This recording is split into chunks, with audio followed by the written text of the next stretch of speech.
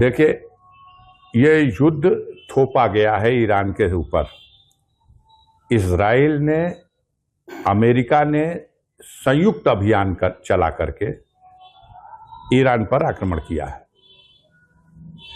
पहले उसे धमकी दी गई और फिर उस पर आक्रमण किया। ईरान के सर्वोच्च नेता अली खामेनेई साहब बड़े जिगर वाले इंसान थे। उनको धमका करके और उनके राष्ट्र के हितों के विपरीत समझौते के टेबल पर बैठने के लिए बार बार कहा गया। उन्होंने अपने राष्ट्र के हित को ही सर्वोपरि माना। उनको मार डालने की धमकी दी गई। उन्होंने कहा, मेरे जीवन का कोई मूल्य नहीं, मेरे राष्ट्र का बहुत मूल्य है और मेरे रास्ते का बहुत मूल्य है और मैं जुल्म के सामने कभी नतमस्तक नहीं होऊंगा। और परिणाम यह है कि आज बम गिर रहे हैं, हजारों लोग मारे जा रहे हैं। अपने आप को सब कहने वाला अमेरिका, इसने बम मार दिया एक लड़कियों के स्कूल पर। 160 से ज्यादा बच्चियां, मासूम बच्चियां उस हॉस्पिटल में मर गई। ये खबर नहीं बन पा रही है, ये शर्म नहीं आ रही उनको। एक अकेला ईरान, अकेले अमेरिका जो दुनिया की सबसे बड़ी शक्ति अपने आप को कहता है, इजराइल जिसका एक पूरा आडंबर खड़ा किया गया है, दोनों को लोहे का चना चबवा दिया।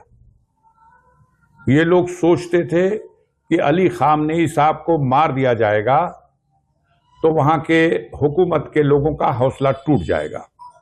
लेकिन मैं सैल्यूट करता हूं वहां के उन बहादुरों को जिन्होंने इन जालिमों के सामने घुटना नहीं टेका, इनका मुकाबला कर रहे हैं और इनको मुंहतोड़ जवाब दे रहे हैं। मरना तो किसी को भी है इस दुनिया में, मौत तो किसी को आएगी, लेकिन मौत के बाद भी कुछ लोग जीवित रह जाते हैं और जीवित रहते भी कुछ लोग मर जाते हैं। ट्रंप का नाम मर जाएगा, नेतन्याहू का नाम मर जाएगा, लेकिन अली खामनेई साहब जीवित रहेंगे।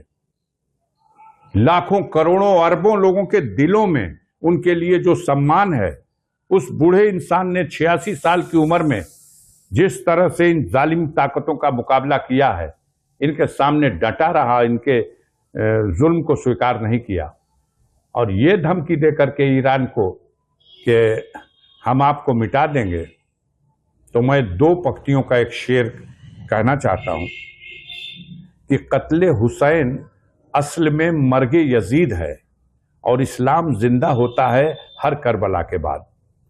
मार तो दिए गए अली खामनेई साहब, लेकिन देखिए वो मुखबिरी करा करा करके वहां के तमाम टॉप लीडर को मरवा रहे हैं। लेकिन मरवाते रहे।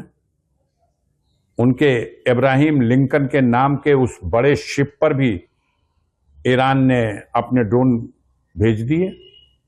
उनके सारे फौजी ठिकानों पर ईरान ने आक्रमण कर दिया। एक अकेला देश 14 मुल्कों की ताकतों के खिलाफ लड़ रहा है और सारे दुनिया में जो लोग न्यायप्रिय है उनकी हमदर्दी ईरान के साथ है।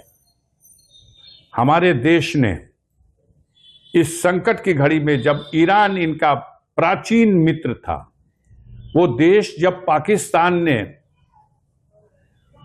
अरब लीग, जहां इस्लामी राष्ट्रों की जो हुकूमतें हैं, सभी की मीटिंग में ज्यादातर राष्ट्र के राष्ट्राध्यक्षों ने पाकिस्तान के पक्ष में कश्मीर के सवाल पर प्रस्ताव पास करना चाहा, तब यही ईरान था, यही अली खामेनेई साहब थे जिन्होंने डट करके हिंदुस्तान के पक्ष में खड़े होकर के अपना बयान दिया और ऐसा प्रस्ताव नहीं पास होने दिया।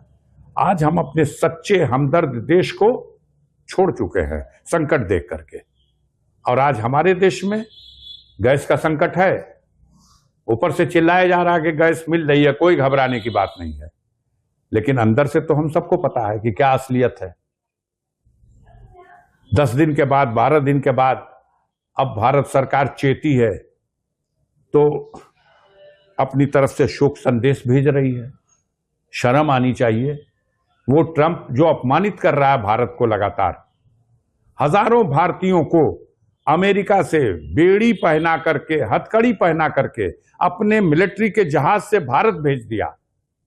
वही ट्रंप जिसने अभी जब पाकिस्तान से ऑपरेशन सिंदूर चल रहा था, उसी ने हस्तक्षेप किया, और न सिर्फ हस्तक्षेप किया बल्कि खुद ही ऐलान कर दिया कि मैंने हिंदुस्तान को मना कर दिया है और पाकिस्तान को भी मना कर दिया, अब यह युद्ध रुक जाएगा।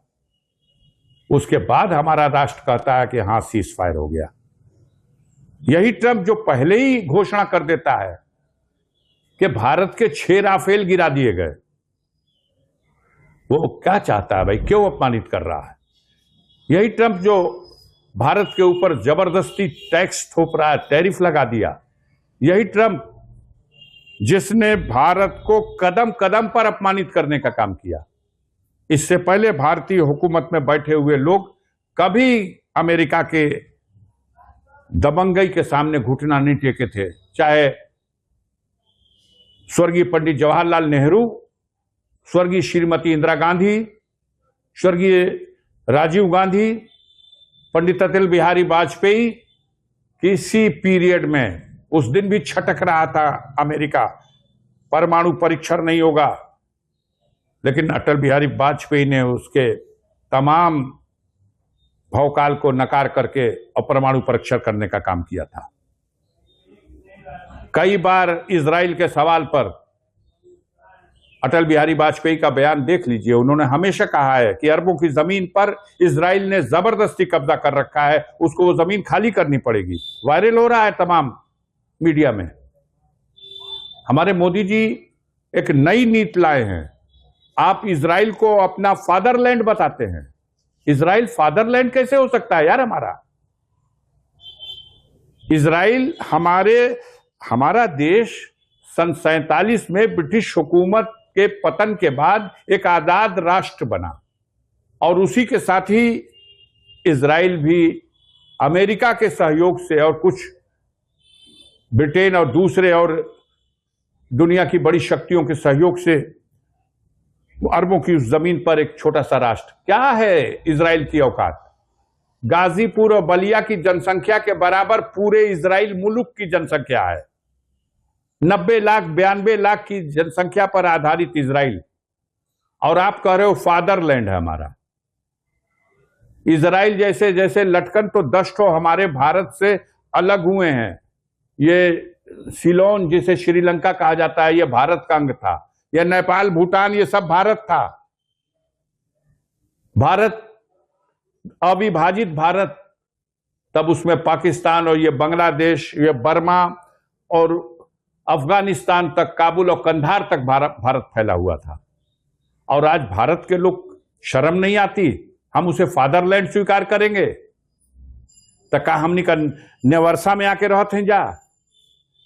अगर ये हम उनका कहना है कि भारत हमारी मातृभूमि है और ये हमारी फादरलैंड है, माने पिता भूमि है, तो हमन का माई का भूमि पे क्या मतलब है कर भैल भाई? हमन का नेवर्सा में बनी जाता, हमन का बाप उबा इजराइल है। विश्व की सभ्यता को रास्ता दिखाने का काम भारत ने किया है, भारत के लोगों ने किया है। हमेशा से यह मानता रही है भारत एक प्राचीन राष्ट्र रहा है। जन्म जिसका अभी चंद दिनों पहले हुआ, हम उसको भारत राष्ट्र। अरे भाई, चमचागिरी की एक हद होती है। कहीं हम गए हैं, उसके प्रति उसको खुश करने के लिए हमको कुछ कहना है। तमाम आप ही लोगों के समाचारों में तो पढ़ने को मिल रहा है। बड़ी विचित्र स्थिति है, देश विचित्र मोड़ पर खड़ा है। हम सब चिंतित हैं। देश के मुखिया न जाने क्यों अमेरिका से डर रहे हैं और उसके सामने नतमस्तक हो गए हैं। भारत के किसानों के हितों के विपरीत जाकर के विश्व की मंडी को भारत में खोल दिया। अनाज आएगा भारत में, ऑस्ट्रेलिया से, ब्रिटेन से, अमेरिका से 1300 रुपए कुंटल। भारत के किसानों का अनाज क्या होगा? भारत का किसान अपना गेहूं लेके कहां जाएगा? हम विश्व के मार्केट में जाएंगे तो 18% टैरिफ के साथ हमारा अनाज बिकेगा। तो देश के हितों से तिरंजलि देकर के अमेरिका के सामने घुटना टेकना, यह बात समझ से परे है।